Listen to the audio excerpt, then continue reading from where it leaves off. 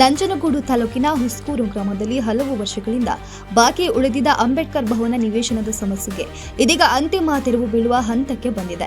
ಗ್ರಾಮ ಠಾಣಾ survey number 457ರಲ್ಲಿ ಗುರುತಿಸಲಾಗಿದ್ದ ಖಾಲಿ ನಿವೇಶನವನ್ನ ಕಂದಾಯ ಇಲಾಖೆ ಮತ್ತು ಗ್ರಾಮ ಪಂಚಾಯಿತಿ ಅಧಿಕಾರಿಗಳ ನೇತೃತ್ವದಲ್ಲಿ ಸರ್ವೆ ಮಾಡಲಾಗಿದೆ. ಸುಮಾರು 16 ವರ್ಷಗಳ ಹಿಂದೆ ಈ ಜಾಗವನ್ನ ಅಂಬೇಡ್ಕರ್ ಭವನ ನಿರ್ಮಾಣಕ್ಕಾಗಿ ಮೀಸಲಿಡಲಾಗಿತ್ತು.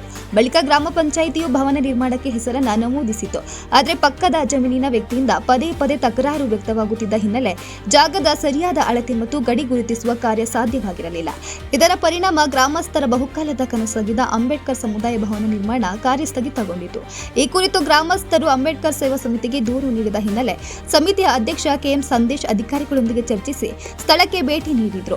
ಅಧಿಕಾರಿಗಳ ಸಮ್ಮುಖದಲ್ಲಿ ಜಾಗದ ಸರ್ವೆ ನಡೆಸಿ ಗಿಡಗಂಟೆ ತೆರವುಗೊಳಿಸಿ ಹದ್ದುಬಸ್ತು ಕಾರ್ಯ ಮಾಡಲಾಯಿತು.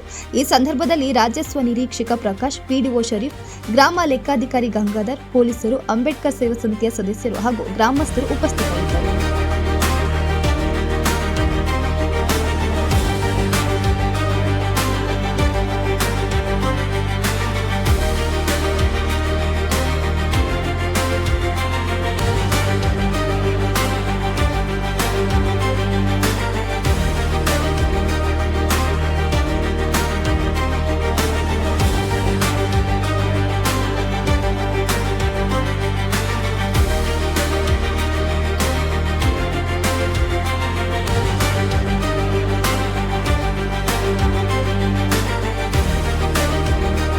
ನಮ್ಮ ಹುಸ್ಕೂರು ಗ್ರಾಮ, ಈ ಗ್ರಾಮದಲ್ಲಿ ಸುಮಾರು 16 ವರ್ಷದಿಂದ ಸತತವಾಗಿ ಹೋರಾಟ ಮಾಡ್ತಾ ಇರೋಂಥ ದಲಿತರು, ಈ ಗ್ರಾಮಸ್ಥರು ಸತತವಾಗಿ ನಿರಂತರವಾಗಿ 16 ವರ್ಷದಿಂದ ಹೋರಾಟ ಮಾಡ್ತಾ ಇರೋಂಥದ್ದು ವಿಚಾರ ಏನಂದರೆ ಅಂಬೇಡ್ಕರ್ ಅವರ ಭವನಕ್ಕೋಸ್ಕರ.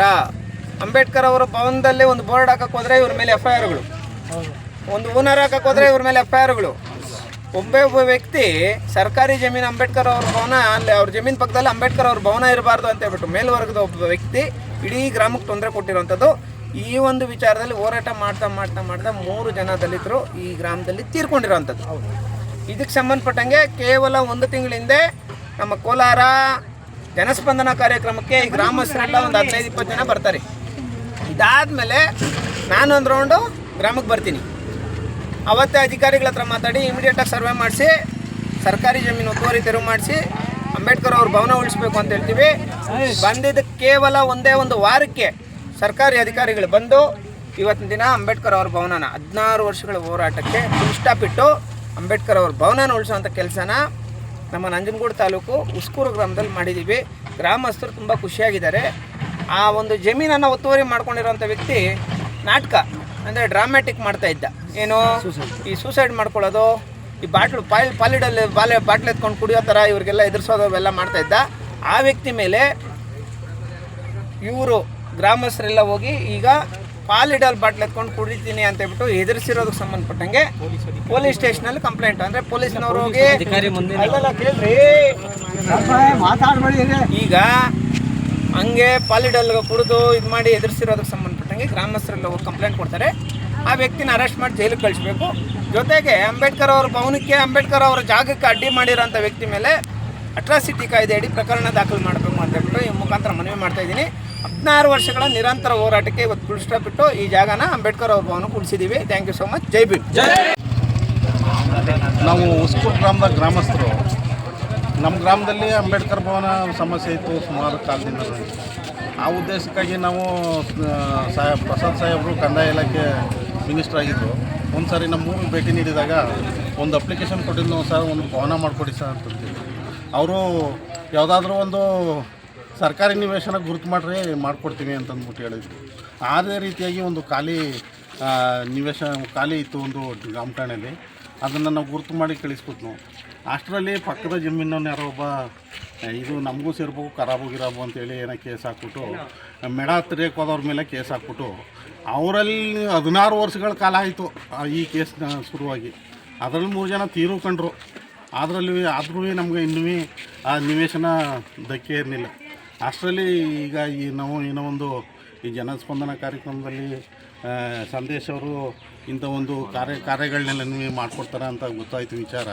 ಅವ್ರನ್ನ ಕರೆಸಿ ನಾವು ಇವತ್ತು ಈ ನಮ್ಮ ಅಧಿಕಾರಿಗಳ ಮುಖಾಂತರ ಮತ್ತು ಸರ್ವೇಯರು, RI, BA ಪೊಲೀಸ್ ಅಧಿಕಾರಿಗಳ ಮುಖಾಂತರ ನಾವು ಅಳತೆ ಮಾಡಿಸಿ ಅಲ್ಲಿ ಒಂದು ಗಿಡ ಪಡ ಎಲ್ಲನೂ ಇಳಿಸಿ ಕಲ್ಲು ನೆಡೆಸಿ ಇವತ್ತು ನಮ್ಮ ಗ್ರಾಮದಲ್ಲಿ ನಿವೇಶನವನ್ನು ಹದ್ದುಬಸ್ತು ಮಾಡೋಕ್ಕೆ ಒಂದು ವ್ಯವಸ್ಥೆ ಮಾಡಿಸಿದ್ದೀವಿ ಸರ್. ಅಲ್ಲಿ ನಾವು ಮೊದಲು ಒಂದು ಬೋರ್ಡ್ ಹಾಕಿದ್ದು ಅಂಬೇಡ್ಕರ್ ಅವರ ಬೋರ್ಡು, ಅದು ಸ್ವಲ್ಪ ಶಿಥಿಲಗೊಂಡಿತ್ತು. ನಾವೀಗ ಹೊಸದಾಗಿ ಅದನ್ನ ಬೋರ್ಡ್ನ ಹೊಸದಾಗಿ ಮಾಡಿಸಿ ಅಲ್ಲಿ ಈಗ ನೆಡೆಸಿದ್ದೀವಿ.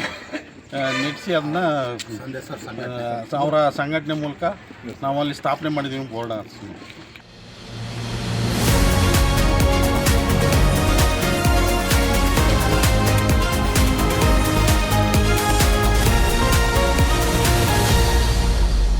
ಫಸ್ಟ್ ವೇವ್ ನ್ಯೂಸ್, ನಿಮ್ಮ ದಾರಿ ನಮ್ಮ ಜವಾಬ್ದಾರಿ.